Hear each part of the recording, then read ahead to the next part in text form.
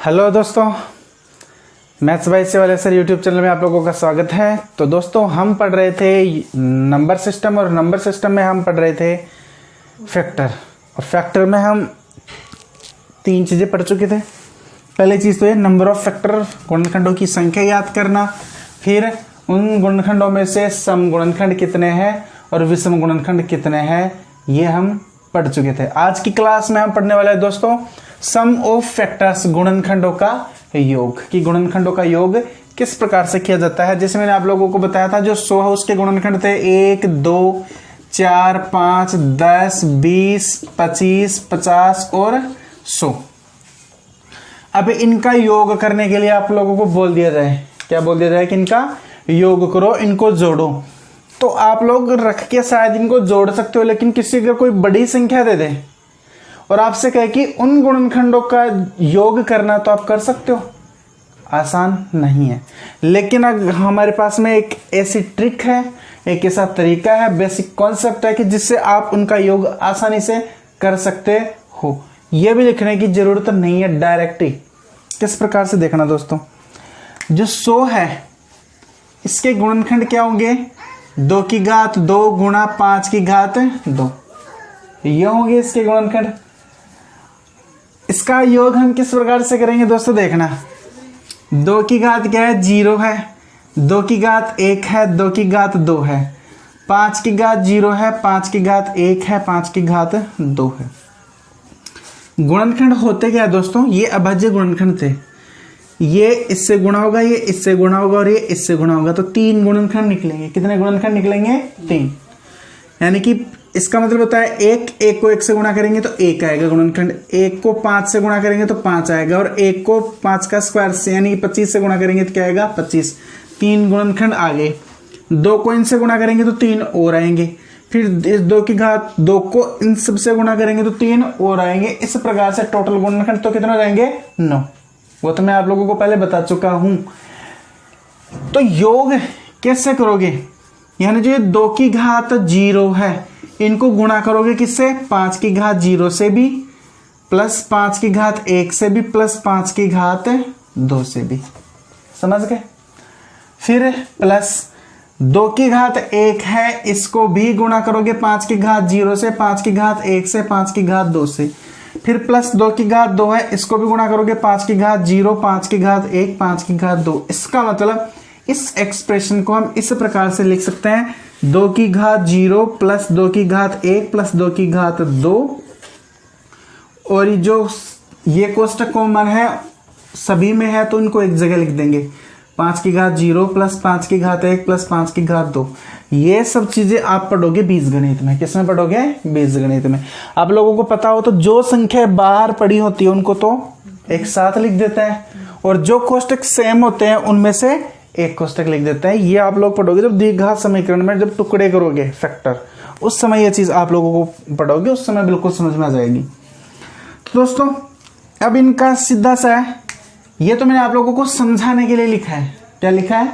समझाने के लिए। ठीक है दोस्तों, इसका योग करना में 2 की घात 0 का मतलब 1, 2 की घात 1 का मतलब 2, 2 की घात 2 का मतलब 4, इधर 5 की घात 0 का मतलब 1, 5 का घात 1 का मतलब 5 और 5 की घात 2 का मतलब 25। 4 2 6 और 1 7 गुणा 25 और 5 और 1 31। 31 को किससे गुणा कर लेना? 7 से। 7 एकम 7 7 21, 217। इनका जो गुणनखंड है 100 के, इनका योग करोगे आप तो निकल के क्या आएगा? 217। दोस्तों ये तो मैंने आप लोगों को तरीका बताया है कि किस प्रकार से करना है। डायरेक्ट आपको करना किस तरीके से, ये दोस्तों नोट्स में जरूर लिखोगे समझने के लिए। डायरेक्ट आप इसको कैसे करोगे? डायरेक्ट आप इसको ऐसे करोगे, ये लिख दोगे, ये लिख दोगे। इसके बाद में 2 की घात 0 प्लस 2 की घात 1 प्लस 2 की घात 2 तक ही है इसमें, और 5 की घात 0 प्लस 5 की घात 1 प्लस 5 की घात 2 तक है। समझ गए?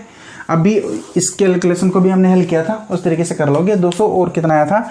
17 आया था। दोस्तों एक और एग्जांपल लेके इस चीज को और समझते हैं।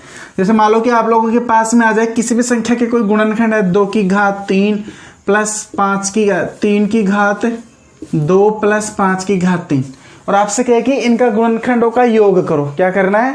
योग करना है। मान लो कि किसी संख्या के गुणनखंड तो है ही है, किसी संख्या की क्या है, ये गुणनखंड है। समझ गए, कोई भी संख्या है उसके ये गुणनखंड दिए हुए हैं दोस्तों। अब हमें बताना है कि उस संख्या के गुणनखंड ये है, इनका हमें क्या करना है, योग करना है। क्या करना है, योग। किस प्रकार से करोगे, सीधी सी बात, 2 की घात 3 तक लिखोगे। 2 की घात 0 से लेकर 2 की घात 1, 2 की घात 2, 2 की घात 3, 3 की घात 2 तक लिखोगे। 3 की घात 0, 3 की घात 1, 3 की घात 2, 5 की घात 3 तक लिखोगे। 5 की 0, 5 की 1, 5 की 2 और 5 की घात 3। अब इनको लिख लो। 2 की घात 0 का मतलब 1, 2 की घात 1 का मतलब 2, 2 की घात 2 का मतलब 4 और 2 की घात 3 का मतलब 8। 3 की घात 0 का मतलब 1, 3 की घात 1 का मतलब 3, 3 की घात 3 की घात 2 का मतलब 9, 5 की घात 0 का मतलब 1, 5 की घात 1 का मतलब 5, 5 की घात 2 का मतलब 25 और 5 की घात 3 का मतलब 125। अब इनको जोड़ लो। 8 और 4 12, 12 14 और 1 15 गुणा 9 3 12 और 1 13 गुणा 125, 150, 155 और 156। जब आप इनको गुणा करोगे तो उस संख्या के गुणनखंडों का क्या आ जाएगा, योग आ जाएगा। तो आप लोगों को योग समझ में आया कि नहीं आया? किसी भी संख्या का योग हम बिल्कुल आसानी से निकाल सकते हैं दोस्तों। तो ये आप लोग लिखोगे तो इसके लिए एक सूत्र है दोस्तों। क्या है, सूत्र। और सूत्र किस प्रकार से, इसी तरीके से बनेगा सूत्र दोस्तों। कैसे, a की घात p है, b की घात q है और c की घात r है। ये हमें गुणनखंड दे दिए गए। क्या दे दिए गए, गुणनखंड। और अब हमें इनका क्या करना है, योग। ये इस बिल्कुल इसके जैसे गुणनखंड दिए, बस इसमें गुणन नहीं लगाया मैंने। समझ गए, नहीं लगाए तो इसका मतलब ये नहीं कि इनके बीच में गुणन नहीं है, गुणा है। तो दोस्तों इसके लिए सूत्र क्या बन रहा है, p की घात a की घात p तक, a की घात 0 प्लस a की घात 1 प्लस a की घात 2 से लेकर कहां तक चलना है, a की घात p तक। ऐसे किया था। 2 की घात 0, 2 की घात 2 थी तो हमने क्या किया था, 2 की घात 0, 2 की घात 1, 2 की घात 2 तक। समझ गए, यहाँ पे a की घात p तक की चलना है, 0 से कहां तक चलना है, p तक। और b में भी 0 से कहां तक चलना है, कहां तक चलना है, b में q तक। और c में कहां तक चलना है, c की 0, फिर c की 1, फिर c की 2 और कहां तक चलना है, c की r तक। ये इसका सूत्र बन गया। समझ गए, बिल्कुल वैसा ये जैसा अभी हमने किया था उसी से सूत्र बना है। समझ गए दोस्तों, आसानी से कर सकते हो, कोई प्रॉब्लम नहीं होगी। इसके बाद में दोस्तों हम निकालेंगे इसमें भी, देखो ये तो टोटल गुणनखंडों का योग है। क्या है, टोटल गुणनखंडों का योग। इनमें से कुछ सम गुणनखंड थे और कुछ विषम गुणनखंड थे। अब आप लोगों से कह दे दोस्तों कि अब सम गुणनखंड है उनका योग कैसे निकालोगे, या आपसे कहते कि विषम गुणनखंड है उनका योग कैसे निकालोगे। तो उसके लिए एक सिंपल सा प्रोसेस है, बिल्कुल ऐसा ही प्रोसेस है, कुछ ज्यादा टफ नहीं है। अगर आपने पिछला वीडियो देखा है तो ये चीज जो मैं अब बताने वाला हूं बिल्कुल आसानी से समझ में आ जाएगी। समझ गए, क्या दोस्तों देखना क्या है इसमें, सम ऑफ इवन फैक्टर, यानी कि सम संख्याओं के गुणनखंडों का योग या सम गुणनखंडों का योग। समझ गए, उनको किस प्रकार से हमें करना है। जैसे यही संख्या ले लेते हैं हम, 100 के जो फैक्टर है, गुणनखंड है 2 की घात 2, 5 की घात कितना है, 2। समझ गए, हम क्या लेते थे, इनका कुल योग करते थे। तो 2 की घात 0 प्लस 2 की घात 1 प्लस 2 की घात 2 और फिर 5 की घात 0 प्लस 5 की घात 1 प्लस 5 की घात 2 तक। ये तो कुल योग, ये तो क्या था, टोटल गुणनखंडों का योग। लेकिन 2 की घात 0 का मतलब दोस्तों क्या होता है, 1। क्या होता है, 1। अब 1 को 5 से, ये तो 1 है, 1 को 1 से गुणा करेंगे तो क्या आएगा दोस्तों, 1। तो एक सम है क्या, एक तो क्या है, विषम। इसलिए इस 1 को हम नहीं लेंगे। अब 2 को 1 से गुणा करोगे तो भी क्या आएगा, सम। 2 को या 2 के जो गुणज है मल्टीपल, उनको किसी भी संख्या से गुणा करो, क्या आएगी, सम संख्या ही आएगी। समझ गए क्या, इसलिए हमें सम संख्याओं का योग करना है तो इस 1 को हमें हटाना पड़ेगा। तो 2 की घात 1 से स्टार्ट करेंगे, इसमें ये बिल्कुल नहीं लेंगे। तो 2 की घात 1 का मतलब 2, 2 की घात 2 का मतलब 4 और इधर 1, इसका मतलब 5 और इसका मतलब 25, 5 30 और 1 31, 4 और 2 6।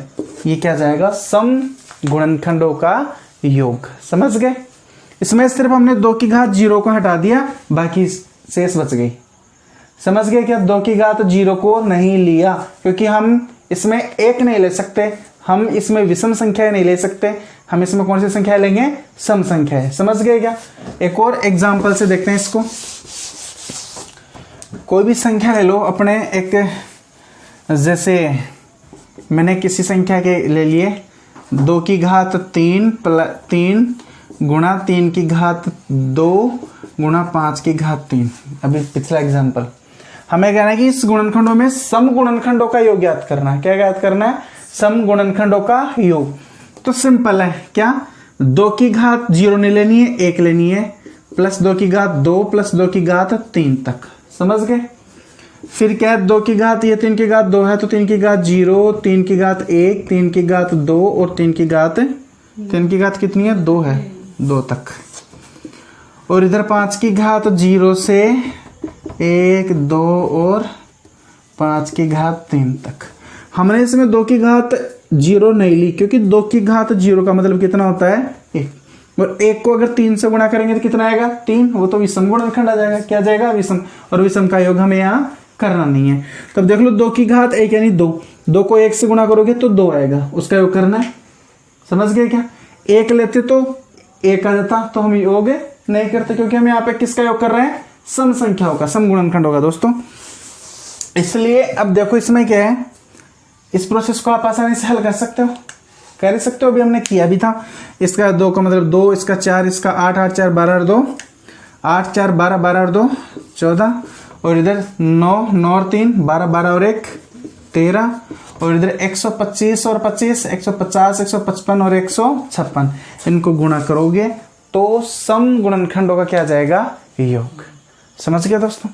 इसके बाद में दोस्तों इसका जो सूत्र बनेगा वो क्या बनेगा? बिल्कुल आसान है। क्या बनेगा इसमें? जैसे 2 की घात क्या हो? p। 2 की घात तो क्या हो? p। और b की घात हो q और c की घात हो r। तो इसको किस प्रकार से करोगे? 2 की कहां से स्टार्ट करोगे? 1 से। कहां से स्टार्ट करोगे? 1 से। और कहां तक? p तक। समझ गए? b की कहां से स्टार्ट करोगे? 0 से। और कहां तक स्टार्ट करोगे? b की q तक, क्योंकि b की घात कितनी है? q। c की 0 से स्टार्ट करोगे r तक, c की 0 से r तक। समझ गए? ये इसका सूत्र बन गया दोस्तों। तो दोस्तों सम ऑफ ऑड फैक्टर्स, इसका भी बिल्कुल सिंपल सा तरीका है। क्या? ये ले लेते एग्जांपल। इसका कुल योग तो कितना आएगा? टोटल गुणनखंडों का योग तो 2 की घात 0 प्लस 2 की घात 1 प्लस 2 की घात 2 तक, और इधर 5 की घात 0 प्लस 5 की घात 1 प्लस 5 की घात 2 तक। ये आएगा कुल। ये तो क्या आ गया? कुल योग। क्या आ गया? कुल योग। फिर हमें सम लेना था। क्या लेना था? सम। सम गुणनखंडों का योग करना था, तो हमने ये 2 की घात 0 का मतलब 1 होता है, और 1 को किसी भी संख्या से गुणा करेंगे तो सम भी आ सकती है, और विषम। सम से गुणा करोगे तो सम, विषम से गुणा करोगे तो विषम। इसलिए हमने इसको नहीं लिया था। तो क्या आई? सम। सम संख्या आ गई थी, इसको नहीं लिया। तो अब अगर इस बार इनको लेते हैं, इनको लेने से क्या आती है? सम संख्या। क्या आती है? सम संख्या। और इसको लेने से क्या आती है? विषम संख्या। तो इस बार हमें सम का योग नहीं करना है, किसका करना है? विषम का। तो हम इनको नहीं लेंगे, इनको हमें नहीं लेंगे। समझ गए? इसका मतलब 2 की घात 0 का मतलब कितना होता है? 1। और 1 को लिखो चाहे मत लिखो, कोई फर्क नहीं पड़ता। यानी कि हम 2 वाली कोई भी संख्या लेंगे ही नहीं, 2 वाली कोई भी संख्या लेंगे ही नहीं। तो 5 का स्क्वायर 25, 25 और 5 30, 30 और 1 31। विषम गुणनखंडों का योग कितना आ गया? 31। समझ गए क्या? मतलब अगर कोई 2 का गुणनखंड है तो उसको हमें लेंगे ही नहीं। समझ गए क्या? क्योंकि 2 को गुणा करते हैं तो क्या आती है? सम संख्या। क्या आती है? सम संख्या। हम यहाँ पे कौन सी संख्या होगा योग कर रहे हैं? विषम संख्या होगा। तो 2 वाले फैक्टर को हटा ही देंगे। समझ गए? अब अगले एक और एग्जाम्पल से समझते हैं। अभी एग्जाम्पल हमने लिखा था 2 की घात 3 गुणा 3 की घात 2 गुणा 5 की घात 3।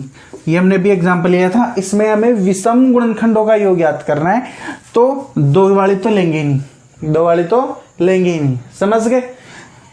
ये लेंगे 3 और 5 वाली, 3 की 0 प्लस 3 की 1 प्लस 3 की 2, और इधर 5 की 0 5 की 1 प्लस 5 की 2 प्लस 5 की 3। तो ये 9 3 12 और 1 13, और इधर 25 150 155 156, इनको गुणा कर लेना है, समझ गए। इससे क्या आ जाएगा, विषम गुणनखंडों का योग। तो समझ में आया कि नहीं आया दोस्तों आप लोगों को? उम्मीद करता हूँ बहुत अच्छे तरीका है ये, और आप लोगों को बहुत ही अच्छा समझ में आया होगा, समझ गए। तो इसका जो सूत्र बनेगा दोस्तों वो क्या बनेगा, लिखोगे सम ऑफ ऑड फैक्टर्स। इसका जो सूत्र बनेगा, जैसे क्वेश्चन क्या है इसका कि 2 की घात p है, b की घात q है, c की घात कितनी है r। तो हम 2 वाली तो लेंगे नहीं, 2 वाली तो लेंगे नहीं। 2 वाली में से सिर्फ 2 की घात 0 लेते हैं। क्या लेते हैं, 2 की घात 0, जिसका मतलब कितना होता है 1, और 1 को लिखो चाहे मत लिखो, कोई फर्क पड़ता ही नहीं है। इसलिए हम क्या करेंगे, यहाँ पे 2 वाले को नहीं लेंगे, b वाली लेंगे। b की 0, b की 1, b की 2, और कहाँ तक b की घात है क्यों तक, b की घात कहाँ तक है क्यों तक, क्योंकि b पे क्यों लगी है, c 0 से r तक लेंगे। c की 0 1 2 से कहाँ तक लेंगे, c की r तक, समझ गए। ये क्या हो गया, विषम गुणनखंडों का योग, समझ गए। बहुत आसान चीज है ये। इसके बाद में दोस्तों हम अगला टॉपिक देखते हैं। अगला टॉपिक दोस्तों बिल्कुल आसान है, नंबर ऑफ प्राइम फैक्टर, अभाज्य गुणनखंडों की संख्या। गुणनखंडों की संख्या और अभाज्य गुणनखंडों की संख्या कई एग्जाम में आ चुकी है, समझ गए। एसएससी में आती है तो डीपली आता है, अदरवाइज जो अदर एग्जाम होती है, जैसे भी अपने रेलवे है, या अपनी रेलवे की एनटीपीसी है, डी ग्रुप है, लोको पायलट है, और भी मैथ से रिलेटेड कई वो है एग्जाम्स, जैसे पटवारी की है, उनमें अगर नंबर सिस्टम है तो नंबर सिस्टम में ये टॉपिक बहुत इंपॉर्टेंट है, समझ गए ना। और देखना दोस्तों इसमें टॉपिक है नंबर, नया टॉपिक जो हमने शुरू में डायग्राम बनाया था दोस्तों, ये उसी से रिलेटेड है, number of prime factors. Hindi में लिखेंगे अभाज्य गुणनखंडों की संख्या। एक तो थी गुणनखंडों की संख्या, एक है अभाज्य गुणनखंडों की संख्या। अभाज्य गुणनखंडों की संख्या हम वही एग्जांपल लेंगे 100 का क्या था, 2 की घात 2 गुणा 5 की घात 2, ये था। तो इसमें अभाज्य गुणनखंडों की संख्या बिल्कुल आसान है दोस्तों। 2 की तो कितने गुणनखंड थे 2, और 5 के कितने थे 2, और 2 कितने हो गए 4, बस समझ गए, बिल्कुल आसान है। अगला एग्जाम्पल जैसे लेते हैं, अभी हमने लिया था, जैसे कोई भी लगे 2 की घात 3 गुणा 3 की घात 4 गुणा 5 की घात 6 गुणा 7 की घात 8। इनमें हमें पूछा कि अभाज्य गुणनखंडों की संख्या क्या होगी, तो बस घातों को जोड़ दो, 3 और 4 7, 7 और 6 13, 13 और 8 कितने हो गए 21, समझ गए क्या। बस घातों को जोड़ना, क्या जाएगी अभाज्य गुणनखंडों की संख्या, बिल्कुल आसान है। जैसे इसमें हम चेक करते हैं, इसमें एक तो इसका सूत्र जो दोस्तों वो बनेगा, a की घात मान लो p है गुणा b की घात q है गुणा c की घात क्या है r। हमें पूछे अभाज्य गुणनखंडों की संख्या, नंबर ऑफ प्राइम फैक्टर बताओ इसके, तो बस जो घात है p plus q plus r, घातों को क्या करना है जोड़ देना है, समझ गए ना। बिल्कुल ये बिल्कुल उसी तरीके से है जैसे 100 के हम गुणनखंड करेंगे, 2 का देंगे 50, फिर से 2 का देंगे 25, फिर 2 का देंगे 5, फिर 2 का देंगे 5 का देंगे तो 5, और 5 का देंगे तो 1। तो टोटल गुणनखंड कितने हो गए 1 2 3 4, बस समझ गए क्या, कितने गुणनखंड हो गए 4। इनको जोड़ के लिखना है कि कितने गुणनखंड है। ये अभाज्य गुणनखंडों की संख्या। अभाज्य गुणनखंडों की संख्या तो कितनी है इसमें 4, कितनी है 4, लेकिन टोटल गुणनखंडों की संख्या कितनी थी 100 की 9, कितनी थी 9। इसलिए इस चीज का आप बिल्कुल ध्यान रखेंगे दोस्तों। अब इसमें एक थोड़ा सा क्वेश्चन घुमा देता है, थोड़ा सा जो क्वेश्चन है उसको टर्न कर देता है। वो कैसे देखना है, किस प्रकार से, इससे ऐसे करता है कि मान लो कि आपको दे दे 12 की घात 4, कितनी दे दे 12 की घात 4 गुणा 25 की घात 10 गुणा 9 की घात 5। आपसे कहे कि अभाज्य गुणनखंडों की संख्या, क्या कहे? अभाज्य गुणनखंडों की संख्या। आप लोग को उससे पूछा जाए आप क्या करोगे? सर 4 और 10 14, 14 और 5 19। आंसर ये गलत है। क्या है ये? गलत। क्यों? यहां पे देखो ये अभाज्य संख्या थी। कौन सी संख्या थी? अभाज्य। यहां पे कौन सी है? क्या ये भाज्य गुणनखंड दिखाई दे रहा है आप लोगों को? ये भाज्य गुणनखंड है। तो हम यहाँ पे योग कर रहे हैं अभाज्य गुणनखंडों का। आ गए क्या? भाज्य गुणनखंड। तो सिंपल सी चीजें, डरने की बिल्कुल जरूरत नहीं है। किस प्रकार से करोगे आप इसको? 12 है तो 12 के गुणनखंड करोगे तो 2 6 2 3 और 3 1, यानी कि 12 के गुणनखंड हो गए 2 2 और 3। समझ गए? समझ गए ना? इस प्रकार से 25 के गुणनखंड करेंगे 5 गुणा क्या जाएंगे? 5 क्या जाएंगे? इस प्रकार 9 के गुणनखंड करेंगे तो 3 गुणा 3। ये आएंगे कि नहीं आएंगे? आएंगे। अब ये अभाज्य गुणनखंड हो गए कि नहीं हो गए? हो गए ना? कितने हो गए? अभाज्य गुणनखंड। ये हो गए अभाज्य गुणनखंड दोस्तों। अब इन पे घात कितनी लगी है? 4। इसका मतलब 4 इस पे भी है, 4 इस पे भी और 4 इस पे भी। समझ गए? इसका मतलब 4 इस पे है तो 4 ये हो गई, 4 इस पे है तो 4 ये हो गई, 4 इस पे है तो 4 ये हो गई। 4 4 4 कितनी हो गई? 12। समझ गए? इसको अभाज्य गुणनखंडों में आप कन्वर्ट करोगे तो इस प्रकार से करोगे कि ये जो 4 घात लगी 12 के गुणनखंड की है और इस पे घात कितनी लगी थी? 4। 25 के गुणनखंड की 5 गुणा 5 इस पे घात लगी थी 10। 9 के गुणनखंड की 3 गुणा 3 इस पे घात लगी थी 5। ये 4 इस 2 पे भी है, ये 4 इस 2 पे भी है, ये 4 इस 3 पे भी है। गुणा 5 पे कितनी है? 10। ये 10 इस 5 पे भी है और ये 10 इस 5 पे भी है। गुणा ये 5 इस 3 पे भी है, गुणा ये 5 इस 3 पे भी है। तो कितने हो गए? 4 4 4 12, 10 10 20 32, 32 और 10 कितने हो गए? 42।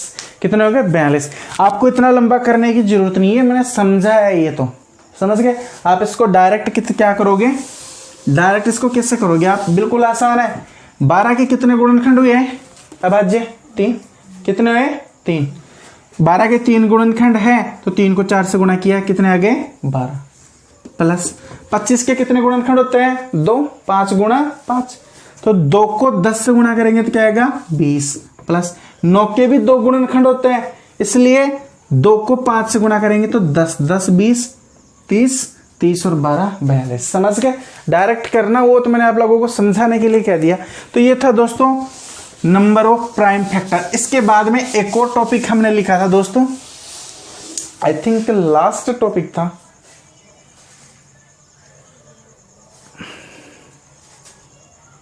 दोस्तों हम पढ़ चुके हैं फैक्टर में सम ऑफ फैक्टर, जिसमें ओड इवन पढ़ चुके हैं।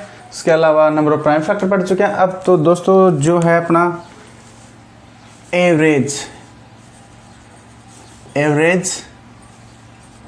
ऑफ फैक्टर, किसी भी संख्या का जो कि कोई भी गुणनखंड है दोस्तों, उनका औसत किस प्रकार से निकाला जाता है? औसत का नाम लेते ही आधे बच्चों के तो माइंड में सूत्र आ जाता है आंकड़ों का योग बटे आंकड़ों की संख्या। तो आंकड़ों का योग यानी कि सम बटे आंकड़ों की संख्या यानी कि नंबर। समझ गए क्या? तो इसका भी वही सूत्र है। यहाँ पे हम गुणनखंडों का निकाल रहे हैं औसत, तो गुणनखंडों का योग बटे गुणनखंडों की संख्या। तो इसलिए इसका सूत्र क्या बन गया? गुणनखंडों का योग, सम ऑफ फैक्टर्स बटे गुणनखंडों की संख्या, नंबर ऑफ फैक्टर्स। ये क्या हो जाएगा? इसका एवरेज का सूत्र। जैसे मान लो कि एक संख्या ले ली हमने 120 और हमें कहा जाए कि इसके गुणनखंडों का औसत ज्ञात करो। क्या ज्ञात करना है? औसत ज्ञात करना। दोस्तों हम किस प्रकार से ये औसत ज्ञात करेंगे? तो पहले तो हम 120 के गुणनखंड निकालेंगे। तो इसका 120 के गुणनखंड देखते हैं क्या होगा। 2 का भाग दिया 60, 2 का भाग दिया 30, 2 का भाग दिया 15, 3 का भाग दिया 5, 5 का भाग दिया 1, 2 के तो 3 हो गए, 2 के हो गए 3, गुणा 3 का 1 और 5 का 1। समझ गए?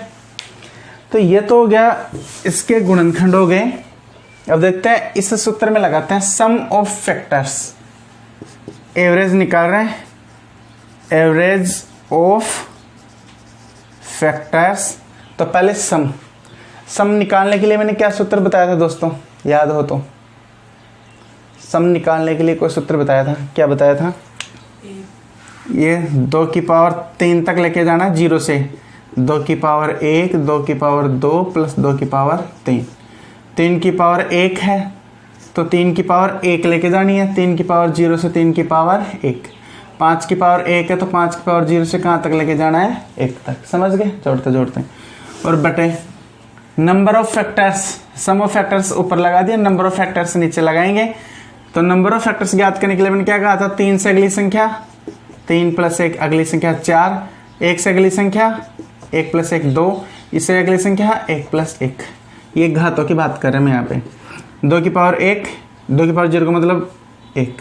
तो इधर 8, 8 4 12, 12 और 2 14, 14 और 1 15 गुणा 3, 3 और 1 4 गुणा 5 और 1 6 बटे कितना? 3 और 1 4 गुणा, ये हो गया 2 गुणा 1 और 1 2, 4 से 4 कट गया, 2 कम 2, 2 3 6 15 3, 15 को 3 से गुणा किया 45, बट्टे में बच गया 2, इसका हो जाएगा 22.5।